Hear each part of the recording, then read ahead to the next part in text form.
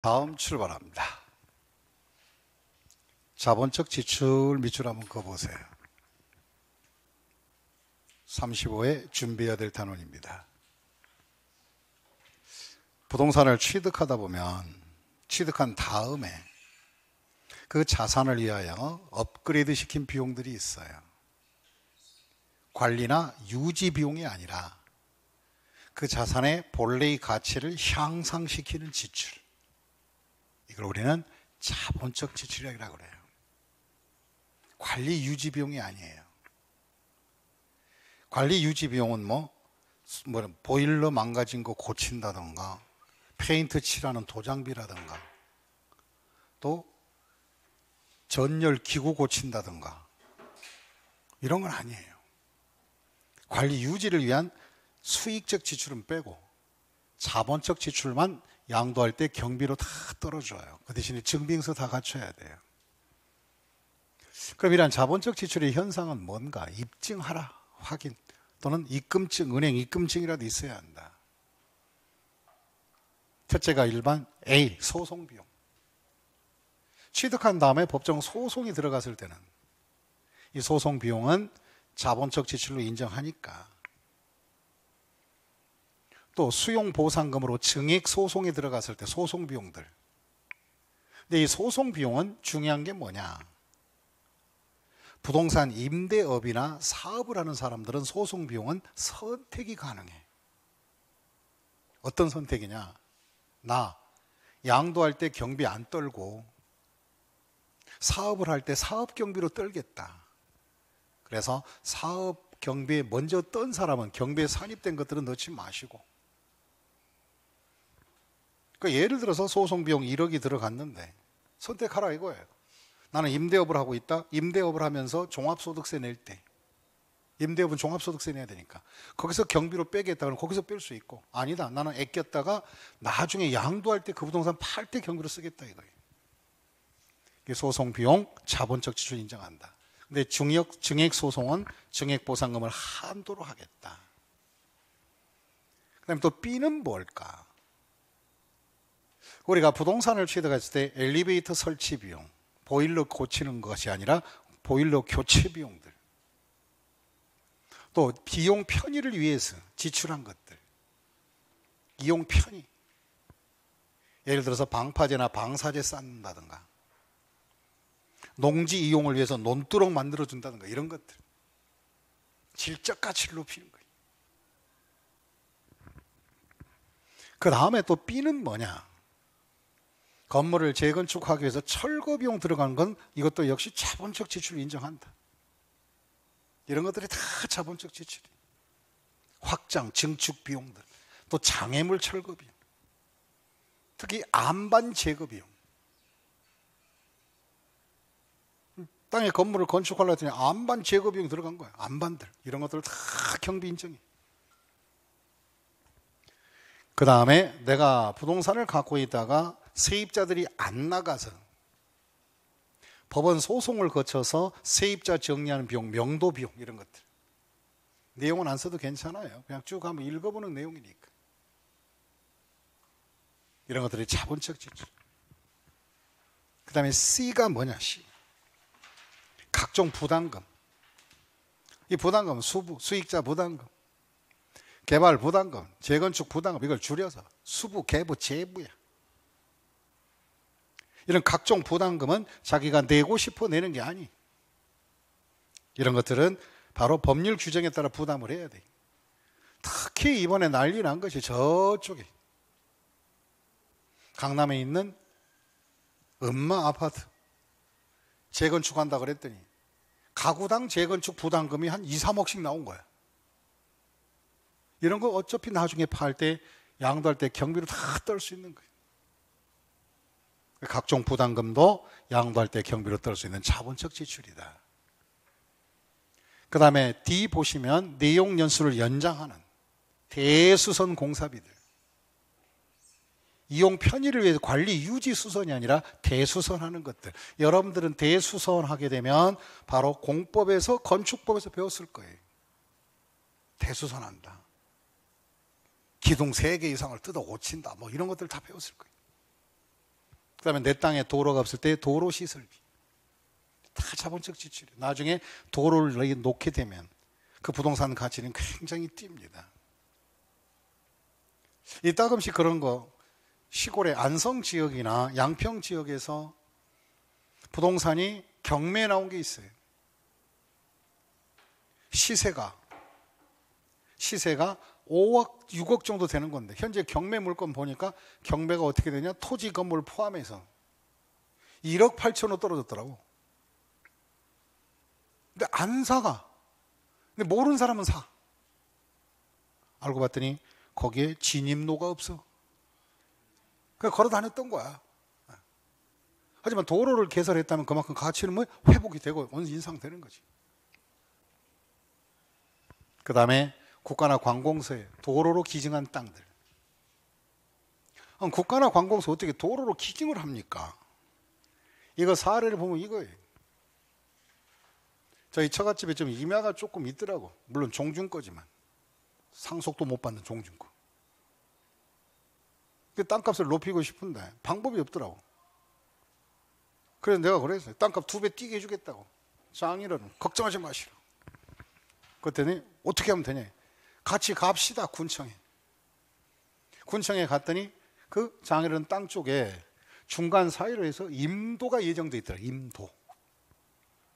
도로가. 근데 물어봐. 왜 도로를 안 놓느냐 했더니 예산이 없대. 토지보상금이. 그래서 내가 그랬지. 장인어른한테. 땅 무상 기증해라 그거. 그때 이거 도로 놓게 되면 이거 뭐 한 1000여 평 이상 날아가는데 어떡하냐. 놔라. 도로를 놓시게 해라. 무상 기증해라. 근데 조건부로 해라. 무상 기증하면 3년 이내 도로 완성하도록. 그랬더니 군청에서 감사하다고. 안 그래도 삽자로 곧 들어야 할 텐데. 그렇지. 도로 놓게 되니까 땅값이 4배가 뛰었습니다. 진입로가 있는 바람에 도로, 임야가. 그와 같은 게 도로로 기증한 땅도 이것은 현금이 아니라 물건 지출도 다 자본적 지출. 그 다음에 이런 건 절대, 이게 중요한 거지 이제. 이런 것들은 양도할 때 자본적 지출이 아니다 이거예요. 뭐냐, 취득 후 은행 대출금 이자 지급하는 거, 재산세 등 보유과세 내놓은 거, 관리를 유지를 위한 수선비, 이건 자본적 지출이 아니다. 그럼 여러분들이 나중에 시험 볼 때 지금까지 했던 건 여러 가지지만 답이 되는 건 딱 하나예요. 여기선 이것만 알면 돼. 거시기는 자본적 지출인데 야들은 아니다. 야들은 아니다. 얘는 아니다가 포인트. 그럼 시험 볼 때 다음 중 양도할 때 필요 경비에 산입되는 자본적 지출인 것을 고르는 것이 아니라 아닌 것을 고르는 거야. 그럴 때는 이제 은행 대출금 이자, 보유 관련 조세, 관리 유지를 위한 수선비, 수선비 중에 벽 도장비 이런 것들.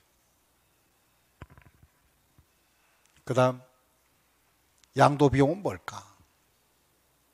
실거래로 할 때 양도 비용은 이런 것들이 양도 비용이죠. 금융거래 증빙하라, 계약서 작성비, 공증비, 인재때, 중개 수수료, 양도소득세, 세무사 신고 비용들. 그 다음에 부동산을 샀을 때 채권 사서 할인했을 때 손해본 채권 매각 차손. 또 팔 때 세입자가 안 나갔을 때 정리하는 명도 비용. 중간에 들어가는 명도 비용은 자본적 지출이고 팔 때 정리하는 것은 명도 비용은 양도 비용. 하지만 구분할 건 없어요. 어차피 명도 비용도 경비로 떨어주는 거니까. 그냥 주식거래, 증권거래세 내놓은 것들, 이런 것들이 양도 비용에 속하는 것이. 여기서 주의하세요. 밑에 자본적 지출과 양도 비용은 취득가액을 실거래로 적용할 때만 적용하는 것이다. 실제 취득가액을 적용할 때. 하지만 취득가액을 매매 사례나 감정, 환산 등을 적용할 때는 자본적 지출과 양도 비용 무슨 공제를 한다? 아까 했던 계산 공제 371, 371, 337박수 한번 치는 거 그것을 알아. 이 말. 한번 들어둬야 돼. 들어둬야 돼. 그래야 시마나 문제 풀 때 거기서 이제 정확한 답이 나오는 거예요. 애울려 하지 말고 이해력을 갖고 가라. 그다음 마지막으로 예외, 기준시가로 양도 차익을 계산할 때도 있어요. 실제 양도 가격을 전혀 모를 때, 실거래도 모르고 매매 사례, 감정 아무것도 모를 때는 결국은 기준시가로 가는 것이다. 기준시가도 실거래가 아니니까 자본적 지출 양도비용 쓰는 것이 아니라 계산공제로 쓰는 거예요. 그럼 이것을 사례를 본다면 양도 가격은 양도 당시 기준시가 적으시고 취득 가격은 취득 당시 기준시가 계산공제에 써서 양도 차익을 구하라. 손해봤으면 차순이 되겠지. 그래서 기준시가로 쓸 때는 다른 거 섞지 마시고 이건 법정 추계니까 법률이 정한 것만 써야 돼요. 그래서 기기 계산공제하면 돼요. 기준시가로 가는 게 이런 과정이다. 그럼 기준시가란 뭐냐? 법정 기준이 된 기준시가는 알 거 없고 그냥 나중에 정리할 거고. 이제 우리 오늘 조금 힘들어한 것 중에 하나가 양도차익 계산 특례입니다. 밑줄 그어봐요. 특례. 양도차익 계산할 때 뭔가 특별한 것이 있다. 뭔가 스페셜한 것이 있어. 뭔가 썸씽 스페셜. 동생, 썸씽 스페셜이 뭔가? 술 이름이라고? 잘했어. 아, 위스키 좋아. 이게 위스키처럼 독한 부분이야, 독한 부분. 뭐가 독하느냐? 뭔가 좀 색달라. 방법이 색달라. 뭐 공식이 바뀌는 건 아니야. 첫째, 1번 밑줄 그어요. 고가주택, 고가입주권. 이거 주의해야지. 고가.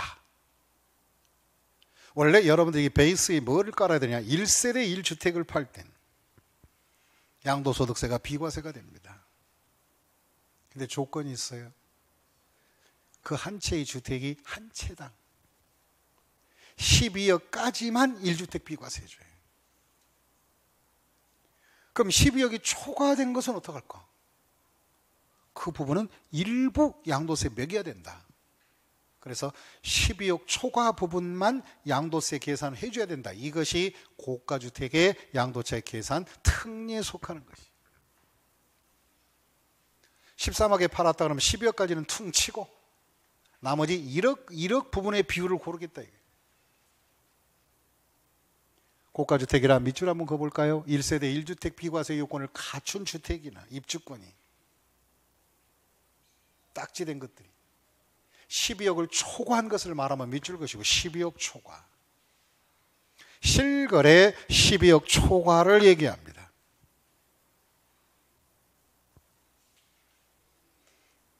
이런 것은 다음에서 한식으로 계산하라. 고가주택은 전체 양도차익 다 매기지 말고 12억을 초과한 부분만 해달라. 그러면 총 양도차익에서 양도가액에서 12억을 뺀 금액의 양도가액을 나눠라. 이것도 공식이 희한하다. 어렵게 생각하지 마요. 사례를 풀면 금방 이해가 가요. 내가 1세대 1택을 팔았습니다. 양도 당시 20억에 팔았대. 그리고 취득가액은 14억이고 기준시가 이거 쳐다볼 것도 없어요. 왜? 실거래가 있는데 뭐 기준시가를 왜 봐? 자본적 지출과 양도비용은 1억이고 주어진 자료 이유는 고려하지 마라.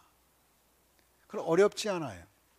20억의 양도가액에서 취득가격 14억과 자본적 지출 양도비용 1억 합치면 15억. 15억 빼면 전체 양도차익은 5억인 거예요.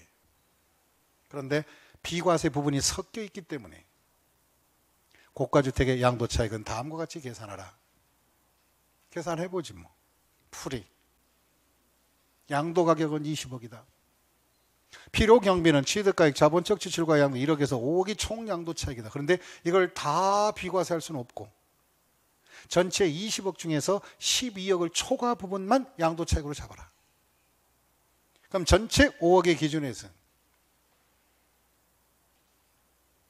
나누기 20억. 20억에서 12억을 빼면 나머지 얼마다? 8억. 그러면 20분의 8만 양도차익 계산했다. 그러면 5억에 20분의 8 하면 얼마 나온다? 2억 이렇게 나와요. 그럼 5억 중에 3억은 비과세로 털고 나머지 뭐예요? 2억만 양도소득세 과세되는 양도차익이 된다. 이게 바로 고가주택 양도차익.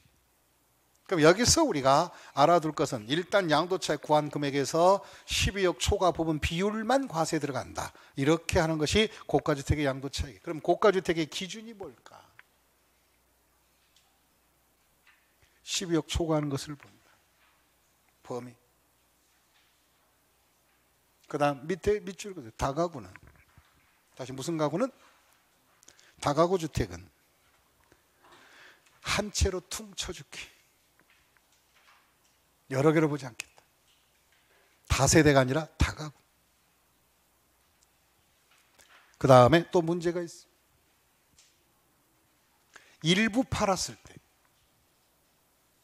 고가주택의 범위를 어떻게 잡을까? 비율로 나눠라. 또 공동 소유할 때도 비율로 나눠라. 우리 교환 순서 지금 잘 찾아가고 있어요? 순서? 교환 순서도 잘 찾아가세요. 딴 동네 가시면 안 돼.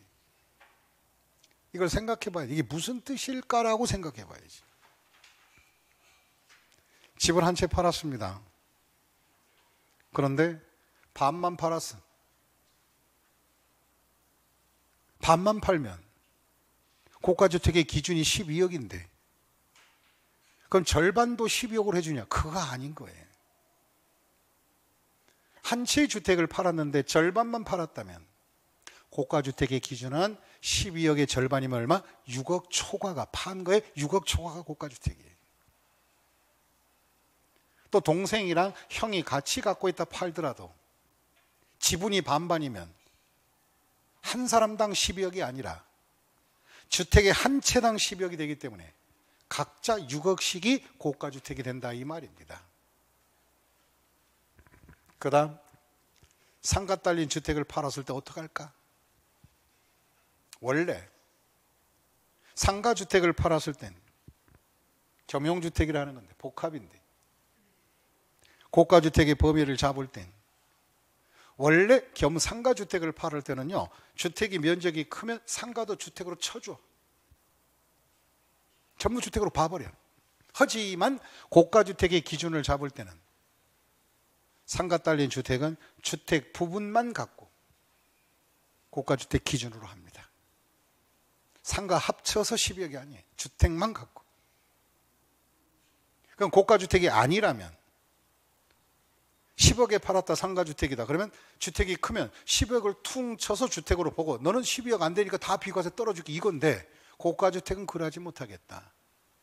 비싼 집들은 주택 부분만 갖고 고가주택을 보는 거지 상가 면적이 작든 크든 문제 삼지 않고 상가 따로 주택 따로 본다는 거예요.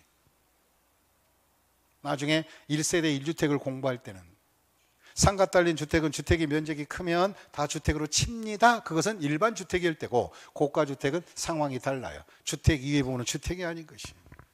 이거 조금 중요 표시해 놓으세요. 그 다음에 큰 두 번째 부담부 증여 양도 차익입니다. 이 부담부 증여를 하게 되면 채무 인수액만 양도로 본다 그랬어요. 다 양도가 아니었다 아까. 그럼 채무 인수액만 비율로 나눠서 계산해 주면 돼. 직접 한번 비율을 한번 만들어 볼게요. 부담부 증여 사례. 어떤 부동산을 동생에게 증여했다. 채무 인수가 6억이다. 증여 자산의 내용을 보니까 10억짜리다. 채무 인수액 6억을 인수한다는 조건으로 증여를 해버린 거예요. 취득가액과 자본적 지출, 필요 경비 합이 6억이다.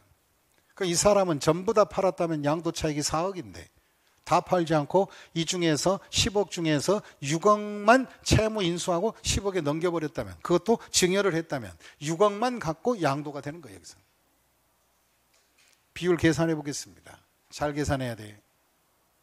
증여 가격은 10억이다. 채무 인수액 6억은 양도세에 들어갈 금액이고 나머지 4억은 증여 부분이 된다. 그러면 10억짜리가 취득가액과 자본적 지출이 6억이 이걸 갖다가 6억 이 6억 금액을 바로 이 채무 인수액에 다 빼면 안 돼요. 비율로 나눠줘야 돼요. 그럼 경비도 요 6억 부분에 대해서는 바로 뭐냐? 바로 이 중에 60%만 양도니까 채무 인수액이.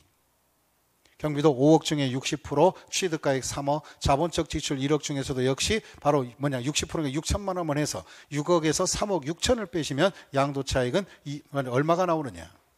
2억 4천이 나와요. 그래서 여기서 중요한 것은 양도 가격은 채무 인수액만 가되 필요 경비도 비율에 나눠준다는 거. 전체가 다 경비로 다 써서는 안 된다. 이것이 바로 수익과 비용의 대응의 원칙으로 맞춰야 돼. 비율로 나눠줘야 돼. 다 써주는 거 아니에요. 일부 양도가 됐을 땐 경비도 일부만 써라 이 말이에요. 그래서 이런 식으로 부담부 증여는 결론은 딱 하나, 시험 볼 때는 채무 인수 비율만큼만 양도 가격이나 경비를 잡으라. 그것이 결론이에요. 결론. 우리는 결론의 도출을 위해서 하는 것이니까 꼭 금액이 분석하지 않아도 괜찮아요. 나중에 분석해서 문제를 푸는 건 나중에 문풀에서 한번 다뤄볼 거예요. 근데 우리가 그때까지 가기 전에 기억할 것은 무언가? 채무인수액만 양도로 본다. 무슨 인수액? 채무인수. 경비도 채무인수 비율에 맞추어서 나눠줘라. 할당하라 이 뜻이에요. 그 다음에 큰 3번 밑줄 그시고 또 양도 차이가 아주 독한 것. 이 독한 것이 무엇일까? 부당행위 계산. 말 그대로 계산하세요. 부당행위, 나쁜 짓거리로 계산하니까 부인, 인정하지 않겠다. 이 부당행위는 남남끼리는 부당이 아니지만 특수관계인끼리 부당하게 하는 거예요. 친인척 특수관계. 아까 우리가 했을 때는 직계 존비속 이런 말을 했지만 여기에 특수관계는 모든 특수관계자 다 포함해. 그럼 특수관계자는 어디까지냐? 부당행위를 계산할 때. 아까 우리가 직계 존비속 배우자 간에 증여한 자산은 증여 추정한다. 거기는 직계 존비속 배우자지만 여기에 특수관계자는 아니에요. 부당행위 잡을 때 특수관계자는 범위가 굉장히 넓습니다. 본인을 기준으로 본인의 존속, 비속, 그 다음에 영원한 동반자 누구? 배우자. 사실혼 관계 다 포함해. 그 다음에 본인을 기준으로 어떤 자가 특수관계냐, 기타 특수관계자가 다 포함돼요. 첫째가 바로 이 빼고 나머지 육촌인의 혈족. 그러면 작은 집 애들과 나의 관계는 뭐예요? 사촌입니다. 그 아들과 저는 뭐예요? 오촌. 또 그 아들과 아들은 뭐예요? 육촌. 거기 육촌 당수까지가 혈족 관계 특수관계자예요. 육촌. 그 다음에 사촌인의 인척. 피는 섞이지 않았지만 사촌의 인척은 어디를 말할까? 인척 사촌. 작은아버지와 저는 삼촌입니다. 혈족 삼촌이에요. 작은 엄마와 저는 뭐예요? 인척 삼촌이라는 거예요. 이제부터 여러분들이 큰 집이라면 작은 엄마 명절 때 오시면 작은 엄마 그러면 안 돼. 그거 원래 잘못 부르는 거야 그게. 그럼 작은 엄마는 아버지 후처가 있을 때를 작은 엄마라고 그러는 거예요 그게. 이해하셨습니까? 네. 그리고 우리 앞에 계신 분 신랑을 신랑이라 불러요? 아니면 서방님이라고 불러요? 여보? 아 그거 말고 여러분들도 절대 자기 남편이나 남편을 보고 서방님 하면 안 돼요. 서방님은 남의 여자의 남편을 서방이라고 그러는 거예요. 시동생도 서방님이라고 부르죠. 그러니까 자기 남편을 서방님 해버리면 이건 뭐 골치 아픈 거예요 그게. 언어를 잘못 쓰고 있죠 다들. 사촌은 그렇게 피는 섞이지 않았지만 촌수 따졌을 때 사촌은 어디까지냐? 작은 집, 작은 동생, 와이프는 나의 인척 사촌이 되는 거예요. 작은 집의 아들, 딸들은 당연히 그건 뭐예요? 혈족 사촌이고요. 그 다음에 친생자. 다른 친생자로서 다른 사람에게 양자된 친양자. 입양된 자. 그 직계 존비속. 그 입양자와 친양자 사이가 어떻게 될까? 어머니가 아들이 있었는데 다른 남편 만나서 바로 재가를 했을 때 그 남편 입장에서는 그걸 친양자라고 그러죠. 다시 무슨 양자? 친양자. 근데 성도 다루고 아무것도 아닌데 이건 뭐예요? 입양받은 걸 입양자지. 그러니까 어차피 특수관계자. 또 그자의 배우자 직계 비속까지. 그 다음에 또 이런 사람도 특수관계자죠. 경제적 관계. 이 경제적 관계는 거 쉽게 생각하세요. 다른 게 아니라 다 읽을 것도 없고 아 여기도 특수관계자구나. 그 범위를 잡을 때 경제적 특수관계자는 다른 건 아니고 회사 사장과 직원 관계 또 회사 사장과 그 직원의 가족 여기까지가 특수관계자예요. 뭔가 경제적 썸씽을 일으킬 수 있어요. 예를 들어서 종업원의 아버지랑 같이 살고 있는 종업원한테 야, 네 아버지가 우리 회사 부동산 사는데 거래 가격을 낮춰서 계약해 줄 수 있느냐라고 물어보면 뽀로록 쫓아가서 사장님이 그렇게 해달라는데 어떡할까요? 그러면 또 아버지는 생각해 안 해? 자식이 재무과 들려서 퇴직금 정산 안 받으려면 이게 말을 드려야 된다고요. 그래서 뭔가 경제적 특수관계자를 다 말하는 거예요. 기타는 생략해도 좋고. 그럼 이런 관계자와 거래를 했을 때 나쁜 짓거리 하면 당신의 거래 가격이나 방법이 잘못됐을 때는 세법에서는 용서하지 않겠다. 그 뜻인 거예요. 어떤 걸 용서하지 않는? 첫째, 거래 가격 밑줄 것이고, 특수관계자에게 너무 낮게 팔든가 너무 높게 사서 경비를 올려서 양도 차익을 줄이는 이런 나쁜 짓거리 있는 거, 이걸 바로 저가 양도 고가 취득이라 그래요. 부당 거래하지 마라. 이럴 때는 당시 시세 가격을 알아보고 시가로 정상화시키겠다 이거예요. 낮게 판 것은 올려서 처리하고 높게 취득 가격은 잘라서 정상 시세로 맞추겠다. 어느 정도 차이가? 고가와 저가의 차이는 시세 가격과 거래 가격 차이가 5% 또는 3억 이상 차이가 났을 때 따라서 오빠 3억에 걸린 거 5% 3억. 그러나 이제부터 특수관계인과 불량거래했을 때 오빠 3억은 불량거래다. 다시 누구 3억? 다 같이 한다. 오빠 3억만 땡겨줘. 그럼 그건 불량거래야. 불량거래야. 불량거래. 불량하다. 불량거래. 어느 정도 차이가? 괴리가 5% 또는 뭐요? 3억 이상 차이 나면 돼. 금액으로는 3억, 아니면 퍼센트는 5%. 보겠습니다. 정상 시세 가격이 10억짜리예요. 원래 정상 시세가 얼마냐? 시세 가격은 우리나라 상속 및 증여세법에 가면 시세 가격 평가한 것이 나와 있어요. 그 평가 기준액 10억을 어떻게 했느냐? 형이 동생에게 팔았대. 얼마에? 9억에 팔았대. 그럼 3억은 차이가 안 나나? 결국은 뭐냐? 5%는 벗어났죠, 이게.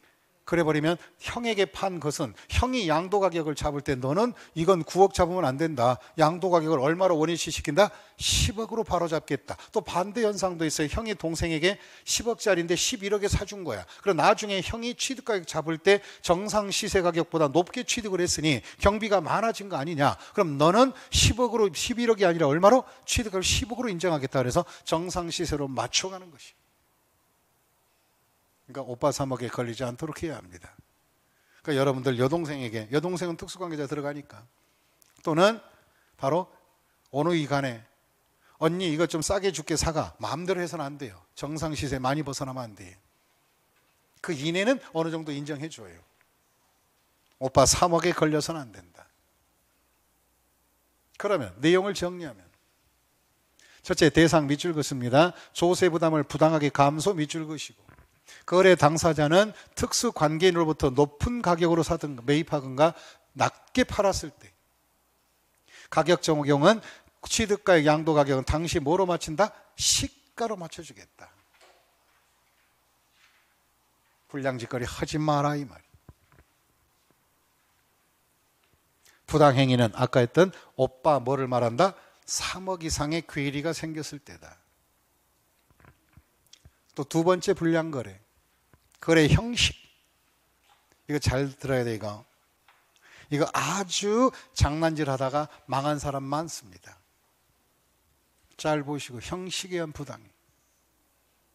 이걸 다른 말로 우회양도 밑줄 그으세요. 우회양도라고 없으면 쓰시고. 자기가 팔면 양도세가 많아지니까 양도소득세가 덜 나올 수 있도록 이걸 증여를 해서 그 사람이 팔도록 해버리는 거예요.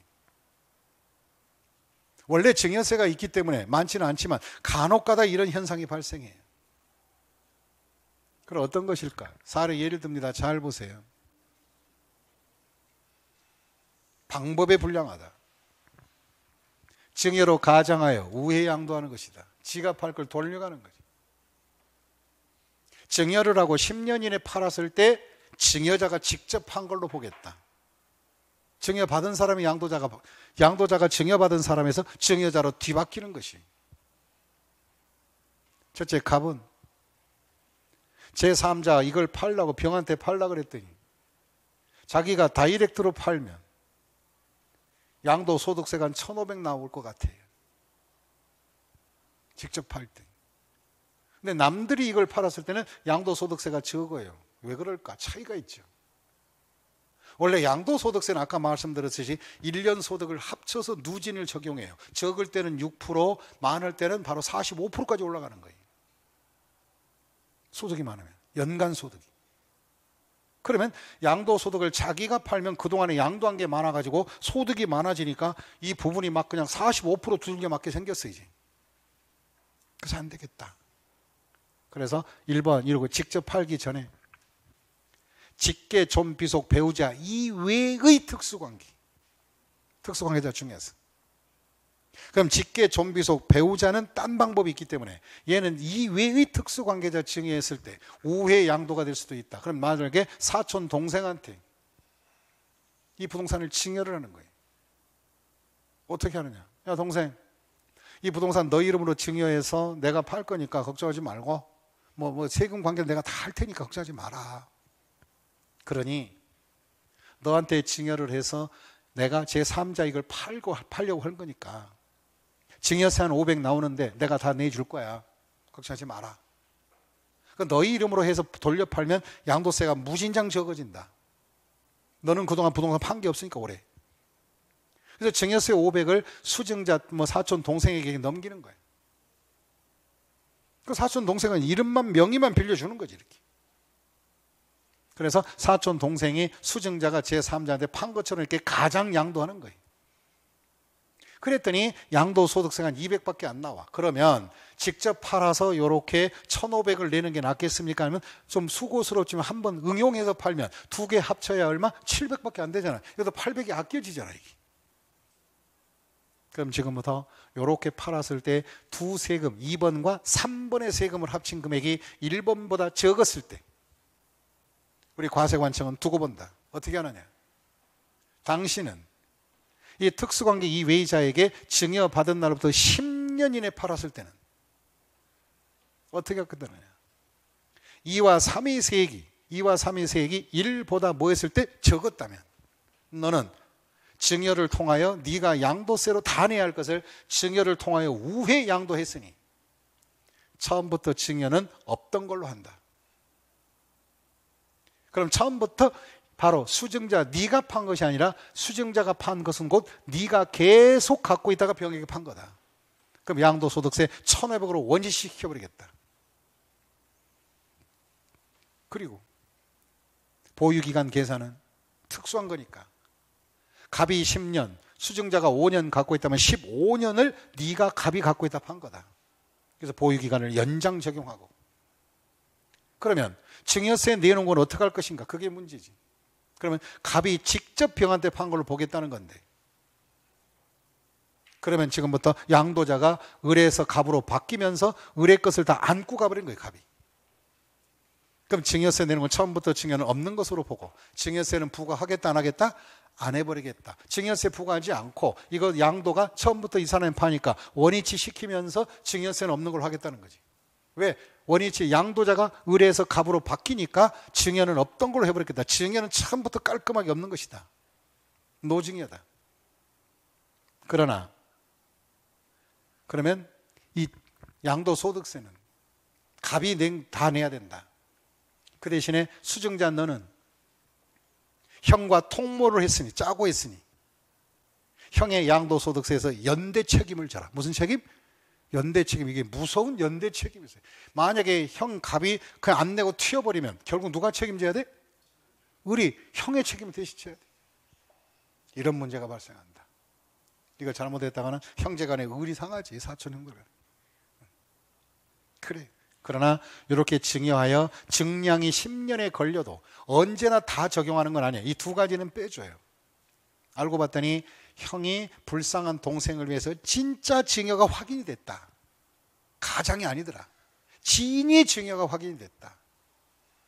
그럼 이 양도한 자산에 대한 대금을 바로 을이 직접 수령을 했고 을이 사용 수익하고 있다면 그거는 인정해 주겠다. 그래서 사실 증여 입증하면 이걸 처리하지 않겠다. 원래대로 그냥 정상거래 인정하겠다. 그 다음에 직계 존 비속 간에 거래했을 때 2월 과세 적용. 다시 무슨 과세 적용? 2월 과세는 좀 이따 배울 거예요. 2월 과세는 적용된 경우는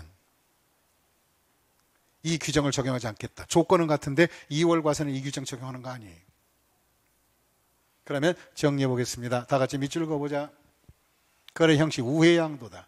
원인 부당이 감소 밑줄 그시고, 그 다음에 바로 특수관계인에게 자산을 증여한 후에 그 증여받은 자가 디귿 10년 이내 등기부상 기간을 해서 타인에게 양도했을 때, 물론 23년도에 개정된 사항이지만 5년에서 10년으로 개정돼서 23년에. 그 다음에 세액의 기준은 첫째, 증여받은 자의 증여세와 양도소득세 합친 거, 아까 우리 을의 동생의 세금을 합친 금액이 증여자가 직접 팔았을 때 보아 계산한 양도소득의 둘 중에서 A가 적었을 때, 다시 말해서 B가 많았을 때 하겠다. 그럼 증여세는 어떻게 할까? 증여세는 증여관계가 없던 걸로 하고 형으로 돌아가기 때문에 증여는 개무시하고 없던 걸로 하겠다. 그 다음 1. 수증자는 증여자의 양도소득세에 연대 책임이 있고, 그 다음에 실질적으로 증여가 확인이 됐을 때는 적용하지 않겠다. 그리고 이 과정이 똑같이 발생하더라도 2월 과세 규정을 적용할 것들은 이 규정을 적용하지 않겠다는 것이. 그러니까 2월 과세도 이 모양새가 같다는데 그럼 2월 과세는 어떻게 하자는 것인가? 그것이 양도차익 계산의 마지막 계산이 2월 과세. 2월 과세는 방금 전에 했던 우회 양도는 증여로 인정하지 않고 형이 직접 한 것이다. 하지만 2월 과세는 그게 아니에요. 증여는 인정하고 취득 가격을 조정시켜버려요. 그럼 말짱 도로묵 되는 거예요. 똑같이. 왜 차이점이 있을까? 잘 보세요. 사례 보자. 이것도 정량 10년 똑같아요. 하지만 당사자만 달라져요. 갑은 취득가액 2억이고 현재 시가가 7억이에요. 시세가격. 이 7억짜리 부동산을 양수자 병한테 팔라 그랬더니 양도소득세가 대략 한 1억 5천 예상돼. 네. 남는 게 5억이니까 1억 5천 나온다고. 근데 갑이 이걸 직접 팔라 그랬더니 세금이 많이 나온 것 같아. 그래서 갑이 특수관계자, 직계 존비속 배우자에게 증여했을 때, 아까는 직계 존비속 배우자 이외의 자에게 증여한 거고 여기는 직계 존비속 배우자에게 증여를 했어요. 특히 수증자가 배우자다. 그러면 이걸 7억짜리를 줘, 배우자에게. 증여 가격은 7억이에요. 증여 가격이 7억이면 그 대신에 수증자 배우자는 증여세를 내줘야 돼. 증여세 한 1천만 원 나와, 이 정도면. 아니 7억을 줬는데 증여세가 왜 1천만 원밖에 안 나오냐고. 원래 배우자 간의 증여는 증여재산 공제가 세법상의 소득공제가 6억까지 공제해줘. 그러니까 여러분들 남편이나 부인에게 걱정하지 말고 6억은 주어도 증여세 있다 없다? 없으니까 걱정 말고 주라 그러세요. 증여세 걱정하지 마요. 동생은 다 하려면 골치 아프겠다. 6억이 아직 준비 안 됐는데 어떻게? 아 그래. 증여세네. 그럼 증여재산 공제가 6억이 있기 때문에 결국은 수증자 배우자는 6억을 공제받고 1억 가지고 증여세 내야 돈 1,000만 원 나오는 거예요. 그래서 배우자가 이것을 제3자에게 양도했다고 치면 양도 가격이 7억 5천에 팔았으면 어떻게 계산이 될까? 양도세는 돈 700밖에 안 나와요. 왜 그럴까? 보세요. 양도는 7억 5천. 증여받은 자 증여 가격 7억짜리가 나중에 팔 때 원가니까. 증여를 받아놓고 원가가 7억이니까 5천만 원밖에 안 나와, 이익이. 그래서 양도소득세 700으로 땡치는 거예요. 그럼 직접 팔았을 때는 1억 5천에 양도세 내야 할 것이 증여세 1,000만 원과 1,700 양도세로 종결을 하는 거예요. 그럼 이것을 갖다가 이제 과세관청에서는 어떻게 처리할 것인가? 1. 특수관계자 이외의자에게 10년 이내 양도를 했다면 양도세 계산을 다음과 같이 하겠다. 양도 가격은 7억 5천만 원을 쓰시고 그 대신에 공제할 취득 가격은 증여한 자 취득 가격 2억으로 소급 적용하겠다 이 말이에요. 그래 버리면 양도자는 배우자로서 바뀌지는 않으나 증여는 인정하고 취득 가격만 남편과 갖다 쓰겠다는 거예요. 그럼 보유기간도 바로 증여자, 수증자 합치는 건 같고요. 그럼 아까 거기는 원래 형이 직접 한 걸로 돌아가 버리지만 얘는 돌아가진 않아. 증여는 인정해야 돼. 왜 인정하냐고요? 증여는 인정 안 할 수가 없어요. 그 이유는 뻔하잖아요. 여러분들 생각해 봐요. 남편이 와이프한테 증여를 했다. 이건 정상 증여예요? 비정상 증여예요? 정상 아니에요? 그럼 세무서에서 야 이건 부인한테 준 건 비정상이다. 2월 과세하지 않고 처음부터 남편 네가 판 거다. 그러면 남편이 할 말이 있잖아요. 그럼 누구한테 증여하리? 동네 아줌마한테 증여해야 증여야? 그건 아니잖아. 그래서 증여를 인정해야 돼 이걸. 인정한 대신에 10년 이내 팔았을 때 취득 가격만 바로 2월 시키겠다. 여기서 2월은 가격을 2월에서 남편 취득가를 바로 잡아보겠다. 그러면 결과적으로 2월 시킨다. 남편의 취득 가격으로 조정하겠다. 그 다음에 양도자, 배우자는 바뀌지 않아. 그럼 증여세는 인정하고 2월 시켜서 해버리는 거예요. 증여는 인정하고 증여세는 그 대신에 내놓은 증여세는 나중에 양도 가격 잡을 때 경비로 떨어주겠다. 이건 증여를 인정했기 때문에 안 낼 증여세를 인정받았기 때문에 결국은 경비로 떨어질 수밖에 없어요. 경비로 떨어줄게. 적용 배제도 있어요. 나중에 또 정리하겠지만 사망으로 혼인관계가 소멸했을 때는 2월 과세하지 않습니다.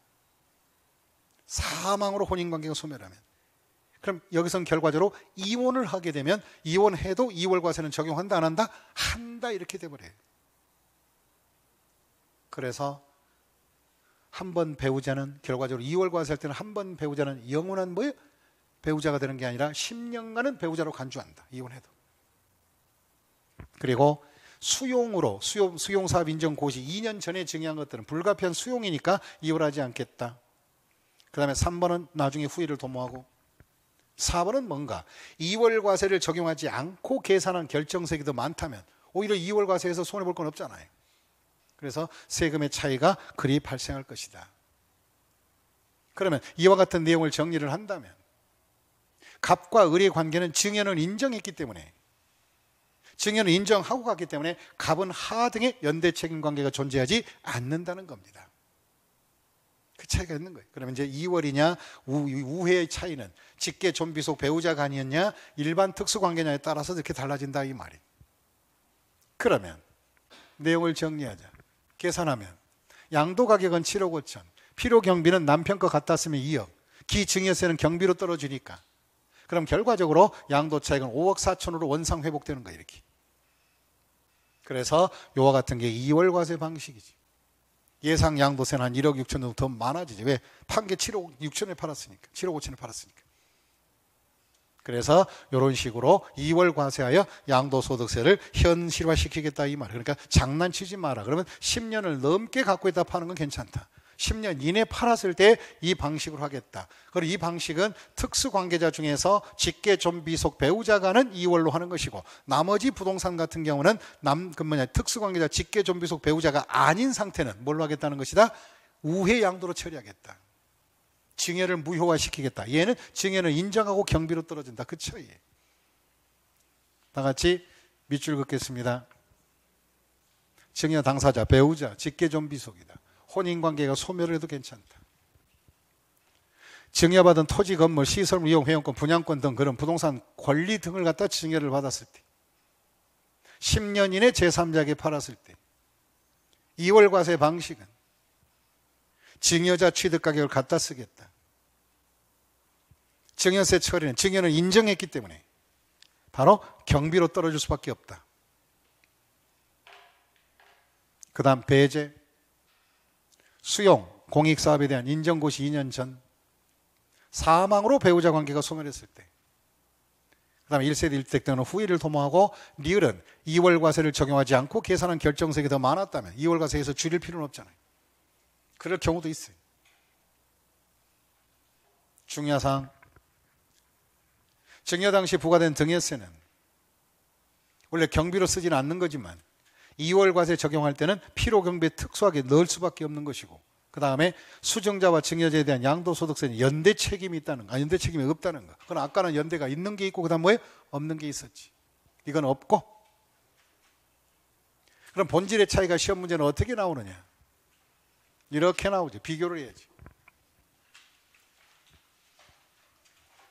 우회 양도는 부당행위다. 이건 부당행위와 관계없이 처리하고, 그 다음에 대상은 특수관계인 간에 등염되면 되고, 그 대신에 2월 과세는 좀비속 배우자 간에 증여해야 되고, 그다음에 대상은 모든 자산이 다 들어가지만 2월 과세할 때는 부동산 등만 갖고 오는 것이고, 뭐 그건 중요하지 않고, 양도 시기는 10년, 10년입니다. 그 다음에 과세 방식은 증여자가 직접, 아까 했던 갑과 을 관계 형이 직접 한 걸로 돌아가 버린다. 돌려나 양도자가 돌아가는 거예요. 그 다음에 2월 과세는 그렇지 않죠. 돌리지는 않는데 돌아가기는 돌아가는데 취득 가격만 갖다가 돌아가는 것이고, 가격만 돌아가는 거예요. 납세의무자는 증여한 자로 돌아가시고, 그 다음에 증여받은 아까 배우자가 그냥 판 걸로 하고, 증여세는 돌아갔기 때문에 취소시키고, 그 다음에 필요경비에 뭐하고, 얘는 산입해서 경비로 떨어지고, 그 다음에 연대 책임 관계는 너네는 짜고 했으니, 증여를 짜고 이직거리 했으니 수증자와 증여자는 무슨 납세하라? 연대 책임을 지라. 그리고 2월 과세는, 다시 무슨 과세는? 2월 과세는 연대 책임 관계는 존재한다 안 한다? 안 한다. 왜? 증여는 인정하고 갔으니까. 그럼 시험 볼 때 가장 많이 나왔던 게 여기. 다른 거 다 필요 없어요. 요거 세 가지. 2월 과세 했을 때 증여받은 자, 필요경비 산입, 연대 책임 없음. 그 다음에 우회 양도가 됐을 때는 증여한 자, 그 다음에 증여세는 부과 취소시키고 연대 책임이 있다는 거. 요 포인트를 잘 살려두면 어렵게 나온 시험 문제도 금방 도전할 수 있어요. 그럼 여기서 중요한 것은 뭔가 2월 방식과 우회 양도 방식은 비슷한데도 차이점이 있다 없다? 있다는 개념을 딱 잡아주시면 돼요. 여기서 포인트는 여기 있는 거예요. 시험 볼 때 가장 많이 나온 답이 이거지. 우회 양도할 경우에 기증여세는 필요경비에 산입한다. 얘 틀렸어요. 그다음에 2월 과세하지 않고 우회 양도 처리할 때는 연대 책임은 없다. 이런 식으로 나오는 것이 시험 문제. 그러니까 이 과정을 인지하시라 이 말. 이 양도소득세 가장 난공 불나기는 높은 곳을 오늘 여러분들은 정리하셨습니다. 이제 다음 시간에는 가볍게 가는 거 제3부가 진행이 될 겁니다. 수고 많이 하셨습니다. 고맙습니다. 네.